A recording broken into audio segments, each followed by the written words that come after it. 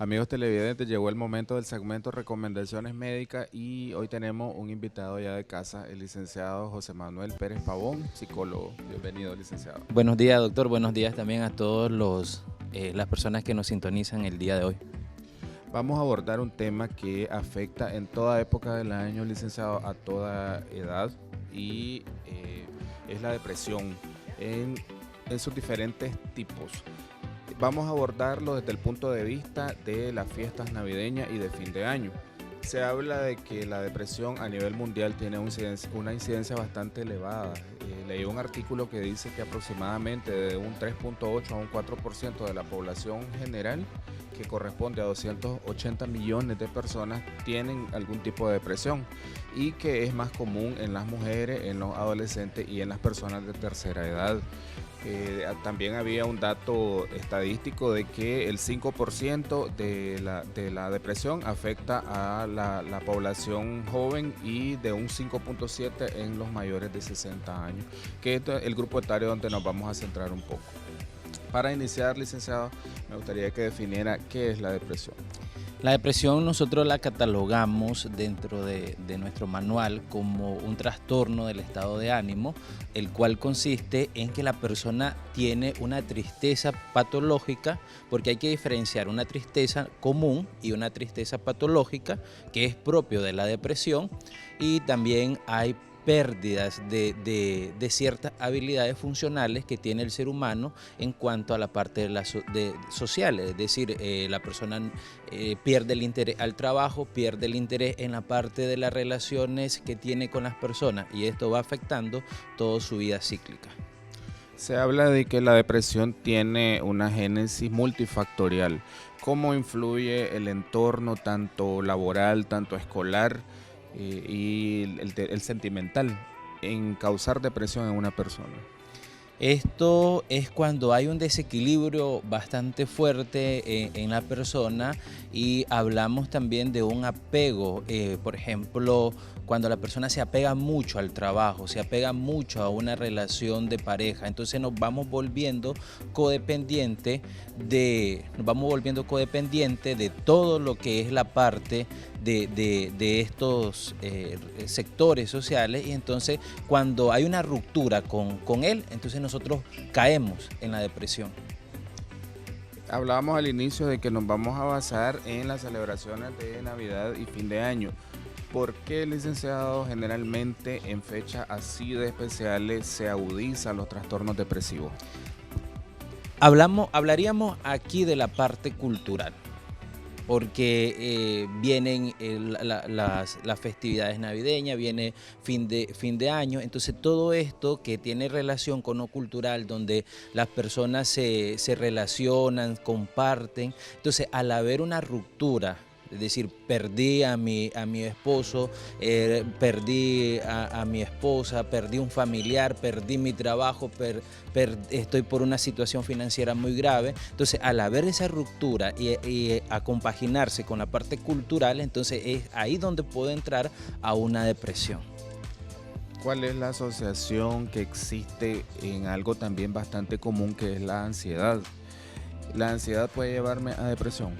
De hecho, van combinadas la depresión y la ansiedad, y la ansiedad con la depresión también, si no la trato a tiempo. Por eso es muy importante que nuestros televidentes identifiquen cuando están ante una situación estresante, una situación que lo está llevando a la ansiedad, que esto lo va a provocar luego una depresión.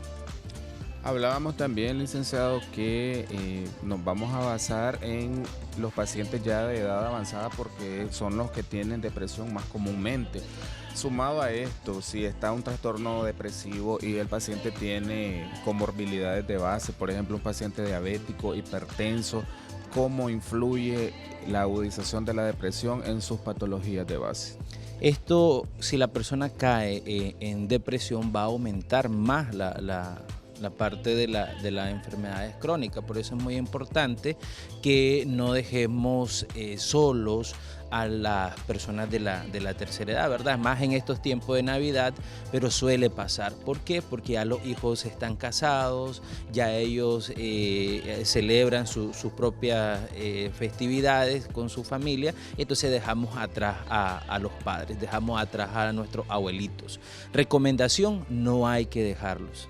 Hay que visitarlos, hay que pasar con ellos, hay que invitarlos a la casa. Si es que no puedo ir a la casa paterna, a la casa materna, entonces invito y comparto con ellos, porque esto puede desencadenar afectaciones en sus enfermedades crónicas que tienen de base.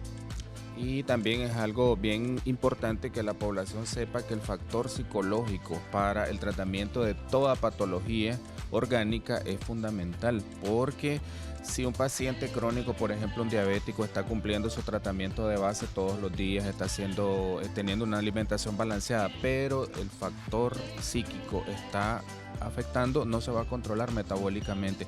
Entonces es muy importante eso.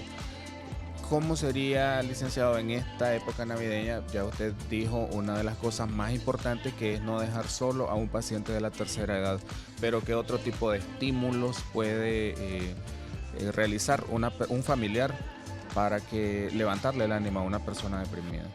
En estos tiempos, ¿verdad?, es importante identificar qué es lo que me está llevando a la parte de la depresión. Una vez que identifico el por qué, entonces yo tengo que asumir, tengo que tomar las riendas de mi situación, porque muchas veces nosotros caemos en depresión porque somos codependientes, como hablaba al inicio, somos codependientes a una situación emocional, a una situación social. Entonces cuando yo dependo emocionalmente de esto, yo caigo en la depresión. Entonces una de las recomendaciones que daríamos nosotros los psicólogos es la aceptación.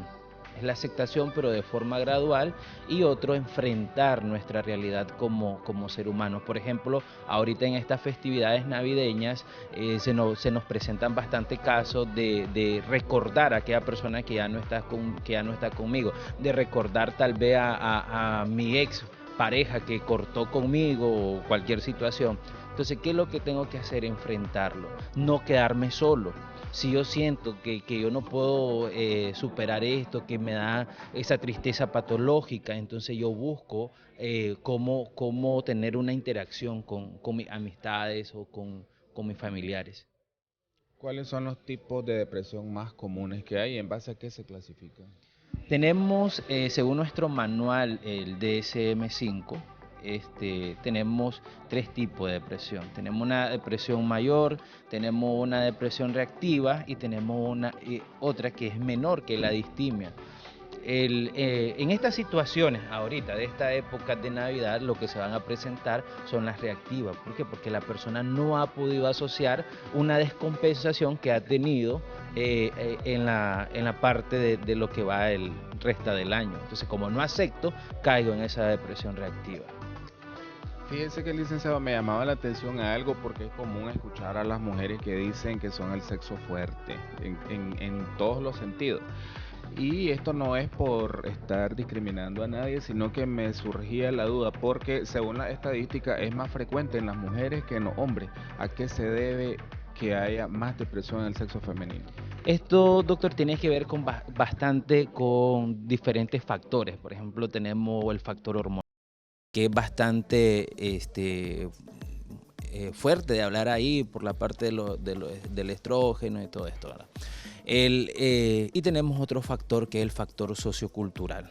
Entonces, y un factor biológico también. Entonces, 3 factores que nos demuestran que las mujeres son más propensas a la parte de una depresión. Factor biológico, factor hormonal y factor sociocultural. Excelente, licenciado. Gracias por todas sus buenas recomendaciones. Amigos televidentes, recomendado nuestro licenciado José Manuel Pérez Pavón. Queríamos saber sus números de contacto y dónde atiende. Muy bien, gracias, doctor. Mi número de contacto es el 87 16 54 92, y cualquier duda que tengan en estos tiempos de Navidad, pues los invito a escribirme. Muchas gracias. Amigos televidentes, antes de despedirme quiero enviar un saludo especial y felicitación a una niña que es fiel televidente de la revista Primera Hora y especialmente del segmento Recomendaciones Médicas, y es hasta Masaya, a la niña Guadalupe Abauza Ortega, de parte de sus padres Ervin Ortega y Mayra Abauza. Continuamos con más de su revista Primera Hora al otro lado del estudio, que ya está listo el baño.